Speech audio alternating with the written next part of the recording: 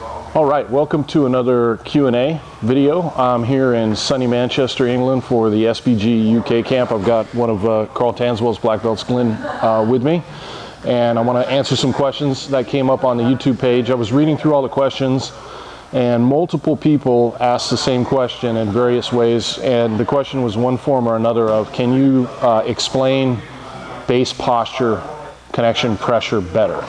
And so let me try and give you a better example of what I mean by that formula, and I'll use a choke to explain it. So go ahead and lay down for me, Glenn, with your head pointed that way. So I'm going to take mount, and I would very rarely, if ever, show a submission in a vacuum. So normally the way I would teach this is we'd spend a lot of time on the position and then we'd get into the submission, but I want to use a submission just as a vehicle to kind of teach you the formula and what I mean by that. So I'm going to let Glenn's going to let me put him in the posture, and I'm going to do it poorly. So if I do it poorly and I focus just on the submission, I'm kind of sitting on Glenn, not paying too much attention to my base and my posture. I get my grip, and this is the basic choke. So with one hand you pull and with one hand you punch. I've always just called it the pull-punch choke. And if I try and do it just with force and using my arms, he can move his hips just a little bit, raise them left and right, and he greatly affects my balance, right? And then just watch how long it takes me to try and tap him. Don't tap until you have to.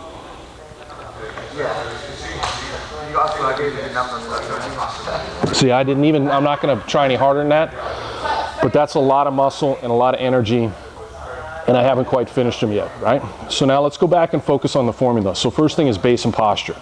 My base and posture have to come first.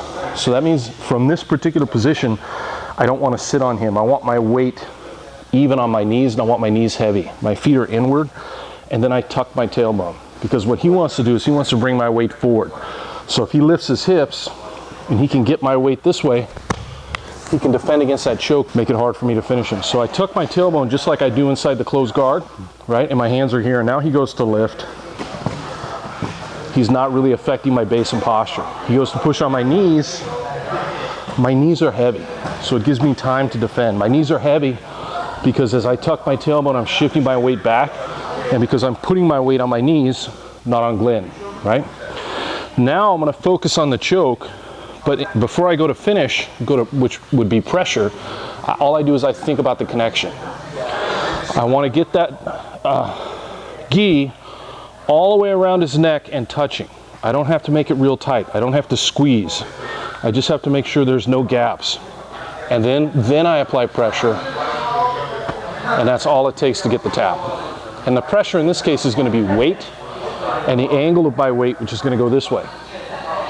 So once I get a nice connection with the gi, then I apply pressure, and then it's a very easy tap, right?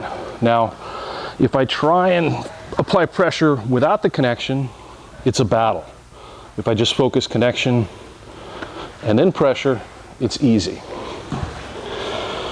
So taking the time to make sure you're working from a stable platform, base and posture, and then get a good connection before you apply pressure is good jiu-jitsu, right?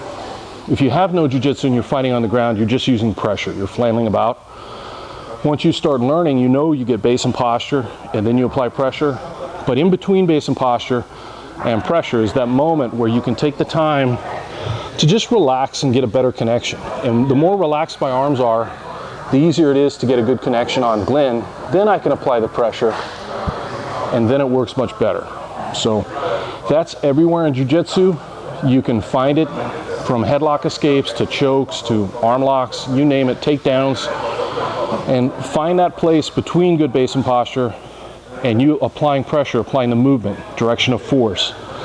And in there's going to be a connection, and you can tighten it up. Another question that came up in the comments below, and make sure you leave your questions in the comments below because I definitely read all of them and I'll go through and I'll try and answer them as we go. But one of them was, do you focus on teaching connection to brand new white belts? And absolutely. So let me give you an example. If I do a headlock escape, I'm going to have Glenn lay on his back, and I'll take just the head.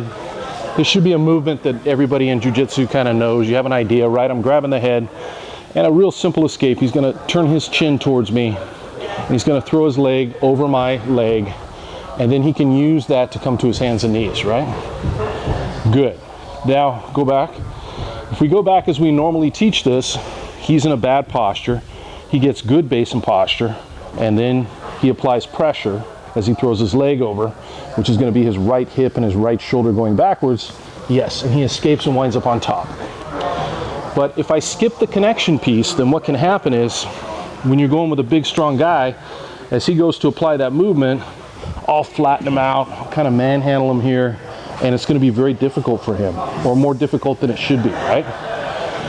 But if he takes the time to connect his shoulder into my back, so if we're laying here, and Glenn gets that connection first, right, freeze. Now right there, I can't flatten him out. I can't manhandle him. I can't move him around. And now he executes the same movement, the same technique. He's out almost before he throws the leg over. From a distance, if I didn't explain to you what he was doing, that he's connecting his shoulder into my back, you might not notice the difference between those two techniques, but I can absolutely feel the difference, and so can he, when we're applying it. Why would I not teach that to a white belt, right? So actually it's even more important. So in teaching the beginning class, I would emphasize that connection first, and then once everybody felt comfortable with that connection and the other person wasn't just able to flatten them out, then I would teach the pressure, which is the escape. So in answer to your question, yes, absolutely put the connection in there for white belts. Thanks very much.